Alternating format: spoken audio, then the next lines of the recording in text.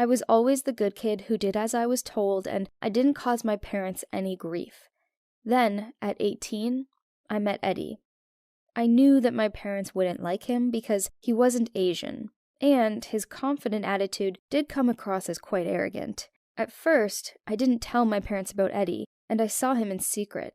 But soon, I'd fallen madly in love with him, and I knew that I couldn't hide his existence forever. I told my parents about Eddy, and they weren't happy. I overheard Mum telling Dad that I was just going through a phase, and as long as I didn't take it all the way with this Eddy, then no harm would be done. In my culture, it's very important that you save yourself until you're married. I'd always told myself that I would respect this, but love can change things. I told myself that it was okay to sleep with Eddy because I was going to marry him anyway. Eddy left me for another girl, and I was devastated. My parents found me in tears, and they were supportive. One day, I came home to find a handsome man and his parents in our kitchen. Turns out, the handsome man was called Rai, and he was from a wealthy and respectable Asian family. I agreed to go on a date with him, partly to please my parents, partly because he was very handsome, but mostly because I wanted to annoy Eddy. It turns out that Rai was smart, funny, and kind. Soon, I realized that what I'd had with Eddy had never been real, as Eddy wasn't the man I believed him to be.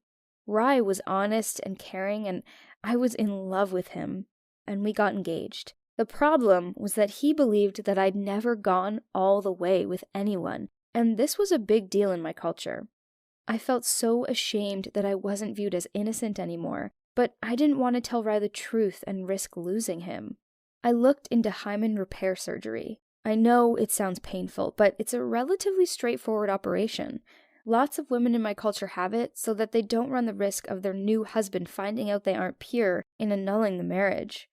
I used my savings to pay for the operation, and I went by myself. I was terrified, but the doctor was nice, and he reassured me that I'd be fine. I left the hospital feeling groggy and sore, but most of all, I was relieved. Now I could marry the man of my dreams and have a perfect life. Then, when my period was due, no bleeding happened. I had the worst stomach cramps and convulsions. I was in so much pain I could barely walk. I struggled to the doctors, and that's when I found out that my new hymen was preventing my menstrual cycle from working properly. I had to have an emergency operation to correct this. I arrived home feeling queasy and tired. Without thinking, I placed my medical file down on the table and then went to bed. The next day, Rai's family came round. I was still feeling ill, but I put on a brave face and tried my best to prepare them a tasty lunch. Suddenly, I heard the front door bang shut. I walked out of the kitchen and saw that Rai's parents had gone. At first, I didn't understand why they'd left, and then I saw my medical file scattered across the table. They'd clearly read it, and now they knew everything. Rai came into the room and asked where his parents were. I had no choice but to tell him the truth. "I'm so sorry, Rai. I shouldn't have lied to you, but I was so afraid of losing you. Who I've been with in the past shouldn't matter, but in our culture it does, and I was just so afraid that you wouldn't understand," I cried out. "We all have pasts, Asha, but you should have trusted me enough to tell me. I would have understood, but instead, you lied to me." He sounded so hurt after reading my medical file. "I thought the surgery would fix everything, but it didn't.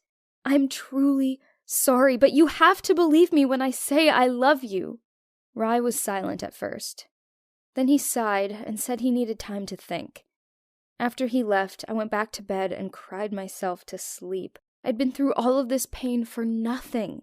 Rai's parents hated me, and I'd lost my dream man. I was so mad at Eddy and the fact that I'd slept with him, but I was even madder at myself. An agonizing week later, Rai returned. I expected him to end our relationship. I honestly thought that I was going to lose everything. Rai didn't break up with me. Instead, he told me that he didn't like the fact that I lied to him, but he understood why I did it. He told me that he loved me very much, and he forgave me, and that he wanted the marriage to go ahead as planned. I was so happy and relieved that I ran into his arms and hugged him. He said that he talked to his parents and tried to convince them that I'm a good person who made a mistake. I'm so happy that Rai forgave me and that we can make this work. I couldn't imagine my life without him in it. I know that I need to make it up to Rye's parents, but I don't know how to. What do you think I